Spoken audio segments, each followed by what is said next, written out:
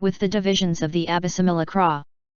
Translated by EdwardConze 1904–1979. University of California Press, Berkeley, Los Angeles, London. Chapter 57 Practices. Subhuti. What then, O Lord, is the sameness of the bodhisattvas, the great beings, in which the bodhisattva should train? The Lord. The various kinds of emptiness are the sameness of the bodhisattvas, the great beings. That form is empty of form, too. Enlightenment is empty of enlightenment, that is the sameness of the bodhisattvas, the great beings, having stood in which the bodhisattva knows full enlightenment.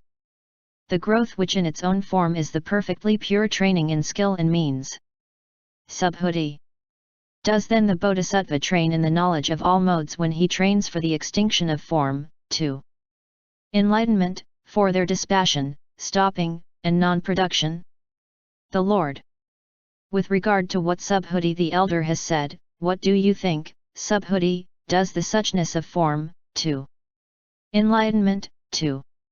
The suchness of the tathagata by which he is conceived as a tathagata, does that suchness get extinct, or is it stopped, or can it be forsaken?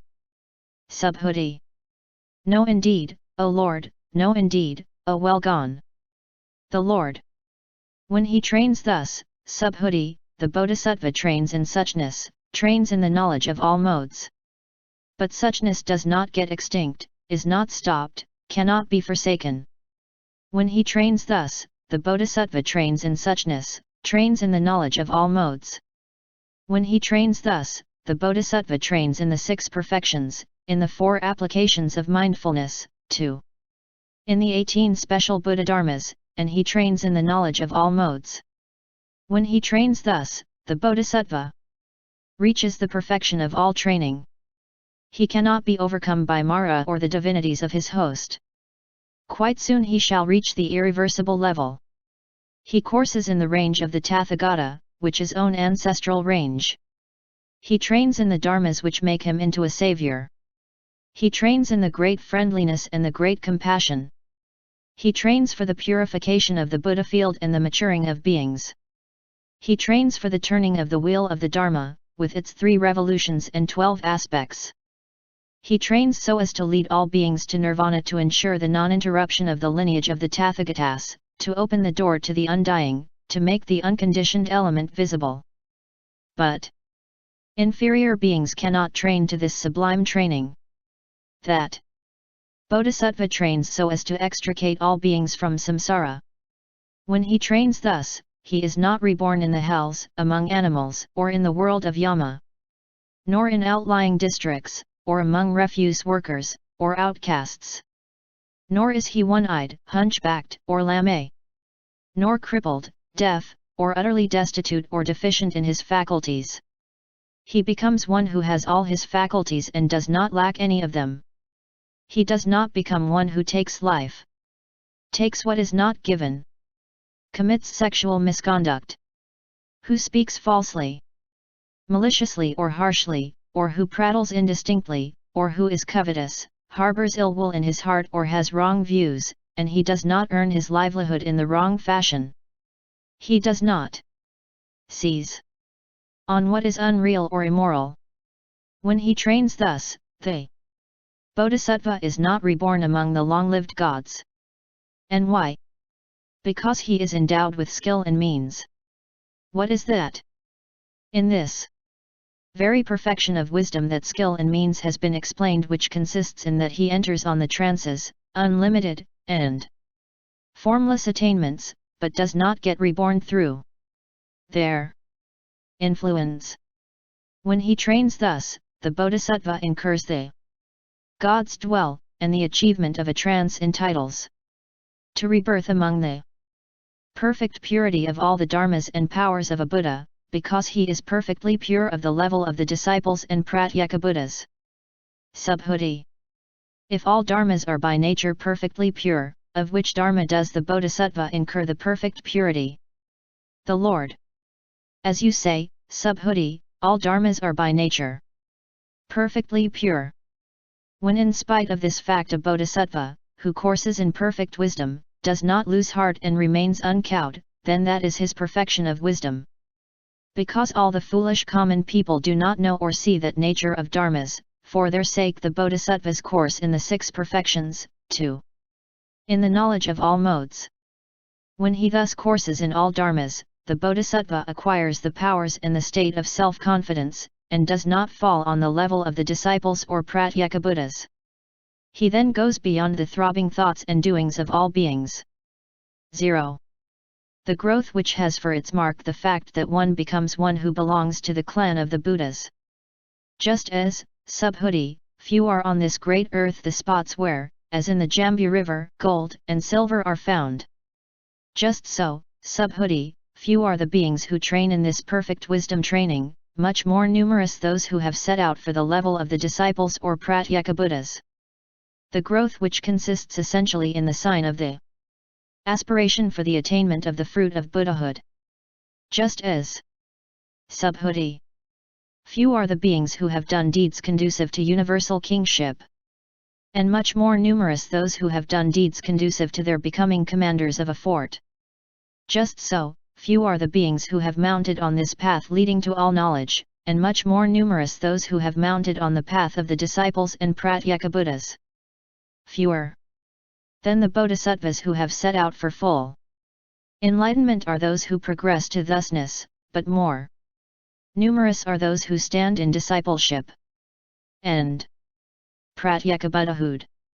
Much more numerous than the sons of good family who belong to the bodhisattva vehicle and who, dwelling in this deep perfection of wisdom, are without any doubt bound to enter on the irreversible stage, are those who do not manage to enter on it. Therefore, then, Subhuti, a bodhisattva who wants to reach the irreversible stage, who wants to be numbered among those who belong to that stage, should train in this deep perfection of wisdom. The growth which in its own being is the non-production in thought of states hostile to the perfections. Moreover, Subhuti, when the bodhisattva courses in perfect wisdom, no thoughts associated with meanness arise in his mind, no thoughts associated with immorality, anger, sloth, distraction, or stupidity, with greed, hate, or delusion, or with rigidity. The growth which, or with form, 2. Enlightenment. And why? For when the bodhisattva courses in this deep perfection of wisdom, he does not apprehend any dharma, and in consequence he does not raise his thought to any dharma. It is thus that the bodhisattva, the great being who trains in this deep perfection of wisdom, has taken hold of all the 6 perfections, has procured them, has conformed to them. And why? Because in this deep perfection of wisdom all the perfections are contained. The growth which has for its mark the cognition which comprises all perfections. Just as the view of individuality includes the 62 false views, just so all the perfections are included in this deep perfection of wisdom. When a man has died, the stopping of his life faculty implies the stopping of all his faculties. Just so, when the bodhisattva courses in this deep perfection of wisdom, all the other perfections are included.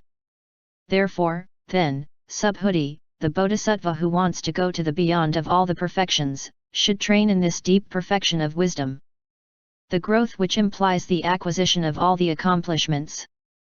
Again, when he trains in this deep perfection of wisdom, the bodhisattva trains in that which is the highest possible degree of perfection for any being.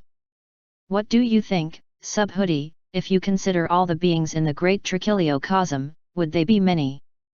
Subhuti. Many, O Lord, many, O well gone. There are many beings even in Jambudvipa alone, and how many more in the great Trichiliocosm? The Lord. If all beings in the great Trichiliocosm would sooner or later, after acquiring a human body, know full enlightenment, and if one single bodhisattva, during his entire life were to furnish them all with robes, alms bowls, lodgings, medicinal appliances for use in sickness, what do you think, Subhuti, does this bodhisattva on the strength of that beget much merit? Subhuti. He does, O Lord. The Lord. Much great merit will that son or daughter of good family beget who will take up this deep perfection of wisdom. Bear it in mind, preach and study it, will wisely attend to it, and who will progress to its thusness. And why? So greatly profitable is the perfection of wisdom of the bodhisattvas, the great beings, as productive of the supreme enlightenment.